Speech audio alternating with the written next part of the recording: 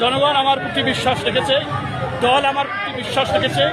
এই জন্য দলের যত ধরনের নেতাকর্মী যারা আছেন, যারা ইতিমধ্যে মনোনয়ন চেয়েছেন, আমি মনে করি তারা আমার প্রিয় মানুষ হয়ে ধানের শীষের পক্ষে মার্কা আমাকে দেওয়া হয়নি, ধানের শীষের পক্ষে দেওয়া হয়েছে। ওদের তারা ধানের শীষের ভোট পাবে ইনশাআল্লাহ।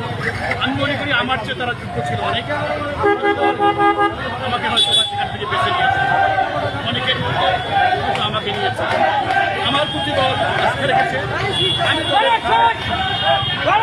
আস্থা রেখে জনগণের প্রতি আমার আস্থা, জনগণ আমাকে তাদের ভোট দিয়ে আমাকে নির্বাচিত করবে আশায়। সবাই আমাকে দোয়া করবেন। আপনার কোনো নির্বাচনী ইশতেহার আছে কিনা? আমি একটি কথা শুধু বারংবার এই কথাটি প্রতি বছরের ন্যায় বলে থাকি। আমি ইতিমধ্যে পঞ্চম শপথ করেছি, স্থানীয় সরকার ভোট করেছিলাম, বারংবার ইউনিয়ন পরিষদের চেয়ারম্যান হয়েছিলাম। এই এলাকার খেটে খাওয়া শ্রমজীবী মানুষ, শান্তিপ্রিয় মানুষ আমাকে তাদের প্রত্যক্ষ এবং পরোক্ষ ভোট দিয়ে উপজেলার চেয়ারম্যান বাড়িয়েছে। আমি অতীতে কোনো ইশতেহারে কোনো বিশ্বাসী নই, এই কারণেই যে মানুষ বলার আগে অনেক কিছু হয় বলে, জিতার আগে অনেক কিছু বলে। আমি বারংবার একটি কথা বলি, একটি গাছের পরিচয় করে পাতা দিয়ে ফল দেওয়া হয়।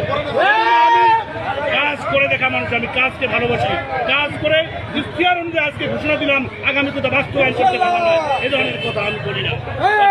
অতীতে আমি আপনাদের সামনে হয়তো দেখা এলাকার যারা যে ধরনের কাজ আছে, উন্নয়ন মানুষের সঙ্গে সম্পর্ক রাখতে গিয়ে, মানুষের সঙ্গে আত্মার বন্ধন রাখতে গিয়ে যে ধরনের কর্মকাণ্ড করা দরকার, আমি মানুষের সঙ্গে সেগুলো করবো ইনশাল্লাহ, আশাবাদী। তিস্তা নিয়ে এবং অবশ্যই তিস্তা সেতু এটি সারা বাংলাদেশের একটি ব্যাপক জনক তিস্তা আন্দোলনের জন্য প্রথম আমাদের শর্তাবলীর মধ্যে আমরা এটা বলে রাখছি যে আমি নির্বাচিত হই, তিস্তার সপক্ষে ইনশাল্লাহ মহান জাতীয় সংসদে এটিকে অতি দ্রুত কাজ করার জন্য বাস্তবায়ন করার জন্য আমি আপনাদের মাধ্যমে আহ্বান জানাচ্ছি।